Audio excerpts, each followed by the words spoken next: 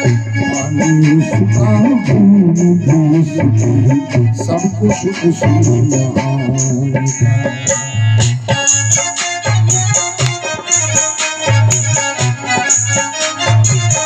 फिर है क्या? हम सब उसके खेल खिलौने खेल रहा करता रे। हम सब उसके खेल खिलौने खेल रहा करता रे।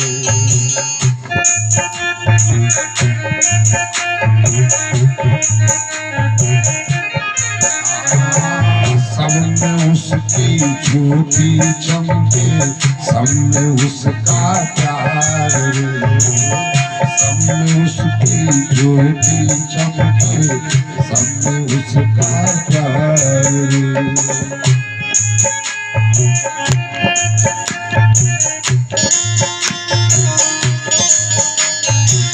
और ये मंदिर में दर्शन कर ले, मंदिर में दर्शन कर ले, सब प्राणों के पार का। पानी उसका दूध भी उसकी, सब कुछ उसी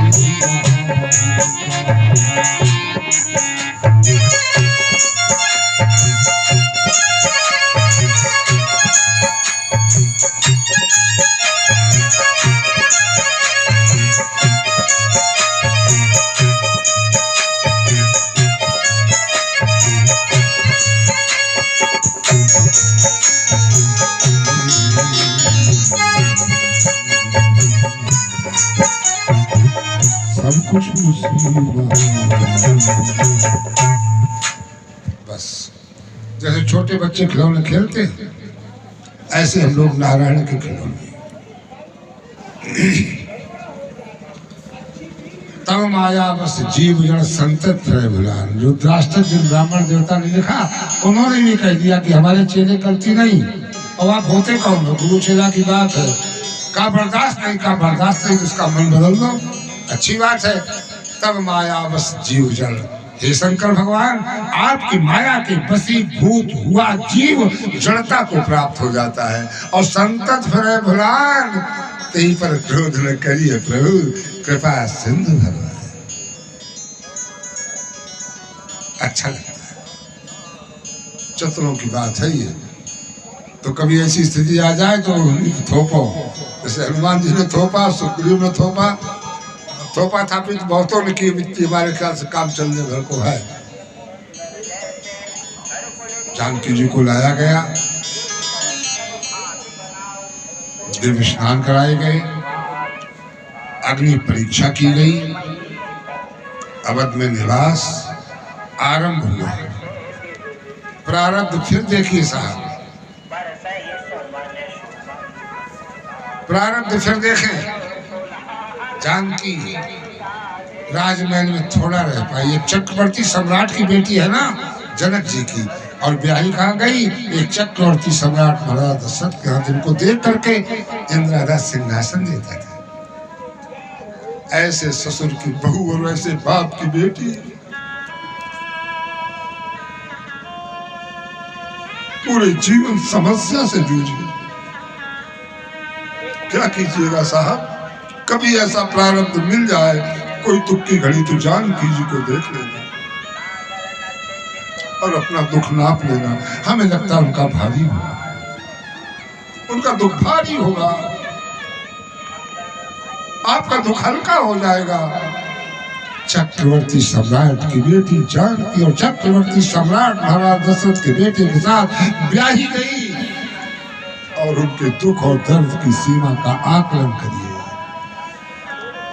और फिर अपना दुख निकाल करके सिद्धांत की तराजू पर रख लेना, जानकी जी का दुख और फिर अपना,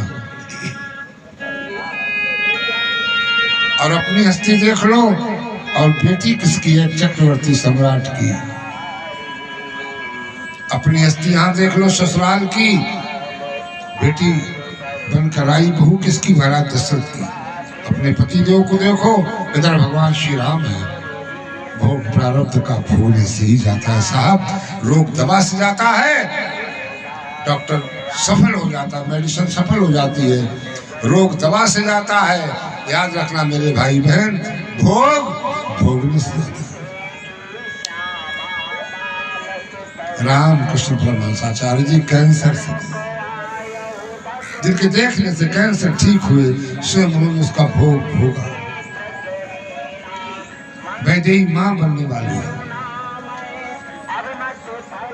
आनंद है, परमानंद है, कोई समस्या नहीं। एक दिन समस्या जूझ गई। आज जैसा राजतंत्र नहीं था, राजा मुराठा बांध कर अपने देश बदल करके स्वयं जनता की आवाज सुनता था।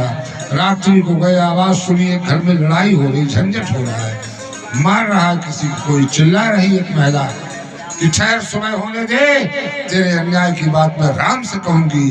अंदर से आवाज आती, राम वो क्या न्याय करेगा, उसकी धर्म पत्नी निलंगा रही, अपने घर में रखी, तू निकल। राम जी ने कहा, ये मैं क्या सुन रहा हूँ, आंखें भर आई।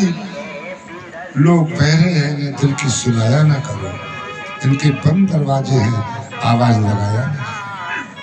ये तो पत्थर हैं, कहाँ मिलेगी मुरादें दिल की, इन मजारों पर चरागों को जलाया ना करो। लोग बहुत बेरहम हैं, बहुत बेरहम हैं, अविवेकी हैं। राम जी ने निर्णय लिया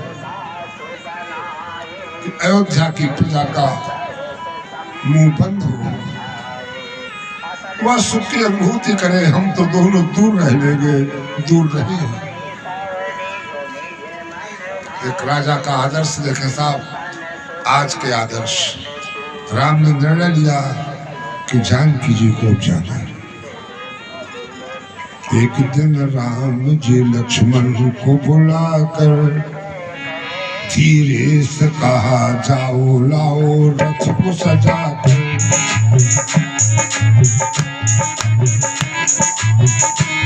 धीरे से कहा, जाओ लाओ रथ को सजा कर।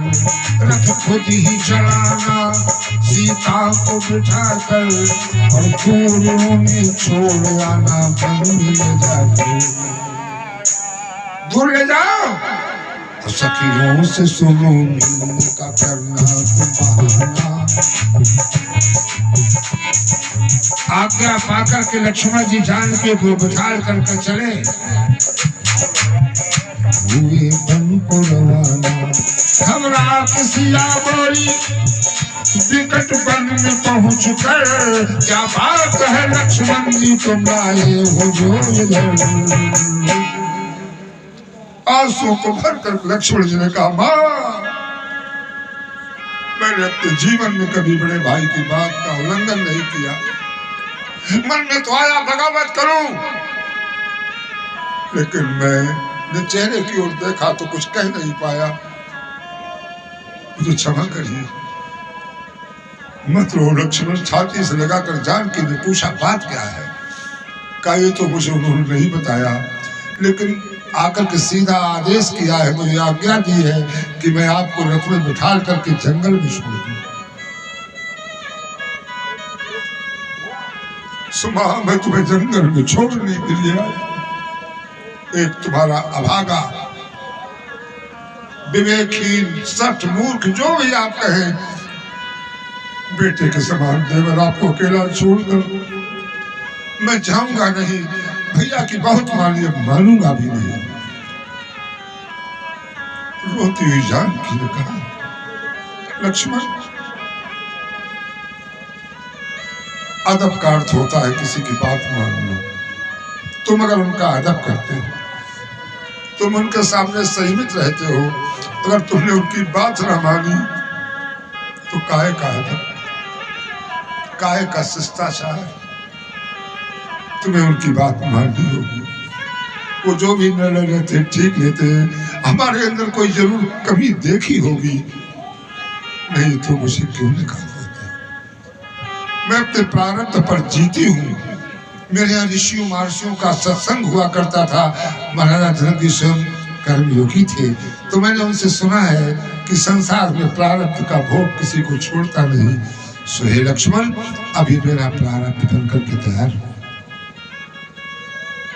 इसलिए तुम लौट जाओ, मुझे मेरे ऊपर छोड़ दो।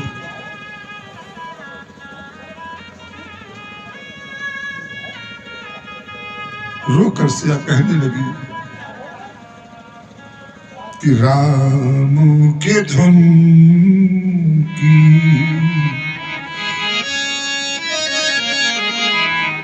राम के धुन की धूनी रमा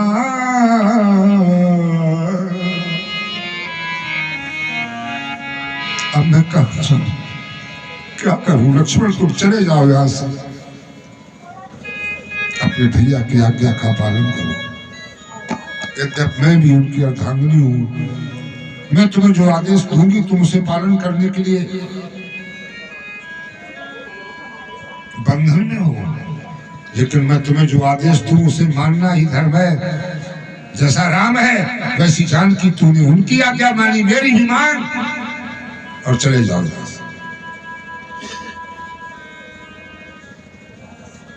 समझेगा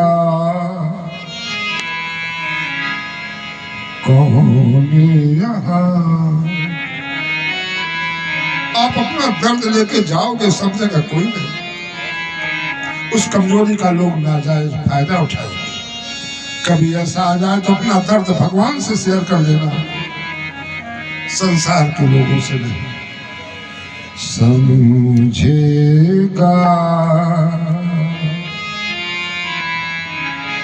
कौन यहाँ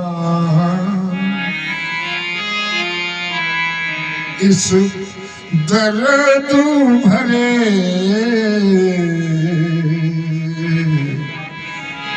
दिल की जुबान।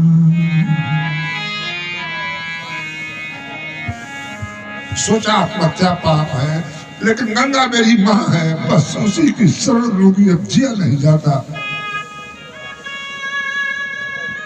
कुछ दूर चल के सिया मिला गंगा का किनारा, जिन गंगा मैया से मैं जिनके संपर्क में कथा कह रहा हूं, कुछ दूर चल के मिला गंगा का किनारा। डूबन चाहे सिया तो वाल्मीकि पुकारा। जैसे कूदने का मना, ठहरे बेटी, सुंदर सी दाढ़ी, सुंदर वस्त्रों में, साधु की सुंदरता तो बचपटा में है, वस्त्रों में सादा जीवन में। ठहरे मेरी बेटी, रुको, कौन हो तुम? नाम बताओ। डूबना क्यों चाहती हो, कारण बताओ। का बाबा आपने रोका तो मैं रुक गई, दोनों हाथों से चरणों को छुआ जानकी जी ने और अपनी बात कही। बाबा अयोध्या भी छूटी, जनकपुर भी छूटा, दुनिया से बाबा मेरा नाता टूटा। रो रो सिया अपना,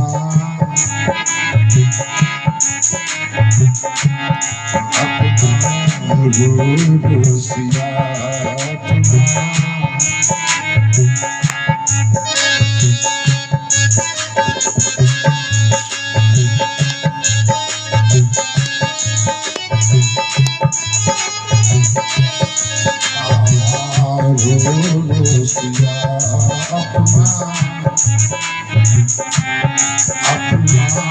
करती बयान। बाबा आप बताओ, जाए तो जाएगा, अब कोई रास्ता नहीं, कहाँ जाए, अब कौन नहीं जाता। ये कथा मैंने आपको इसलिए रखी कि संभावना है, मनुष्य है, कभी जीवन में संकट आएंगे तो मुझे याद कर लेना, इस कथा को याद कर लेना। फिर जनक जी की बेटी को याद करना, जनक को, फिर दशरथ जी को, फिर भगवान राम को और उनकी धर्म पत्नी को। क्या दशा है साहब मेरी जानकी की, जनक माता की। शायद उसने ये इसलिए एक दृश्य दिखाया कि वृद्ध लोग है मानव, मुसीबत की जड़ें इतनी गहरी भी हो सकती है।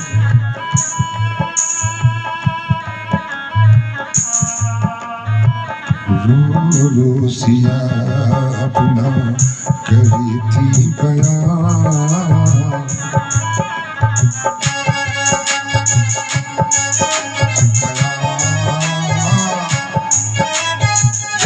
क्या बात है।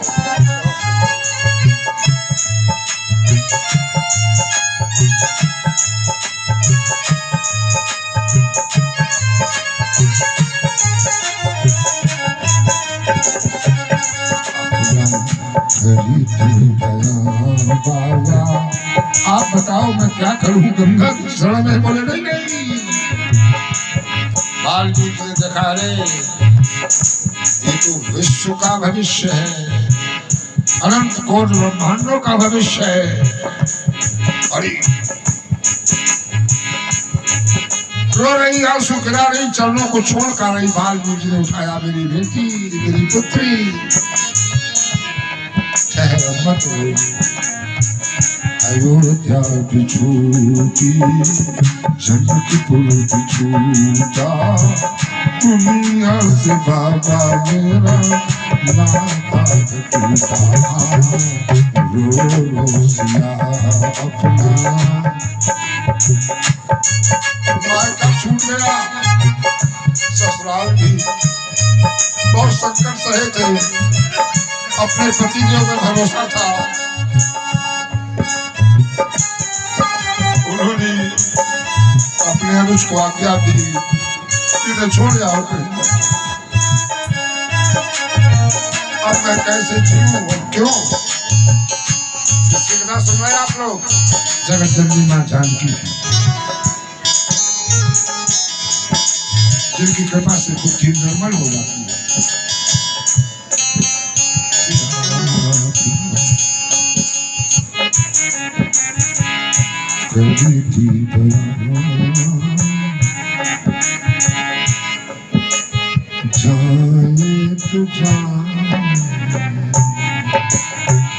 अब आप बता, जनकपुर लौट जाऊं, अवध में फिर मुंह दिखाऊं, कहाँ जाऊं, भीख मांगूं?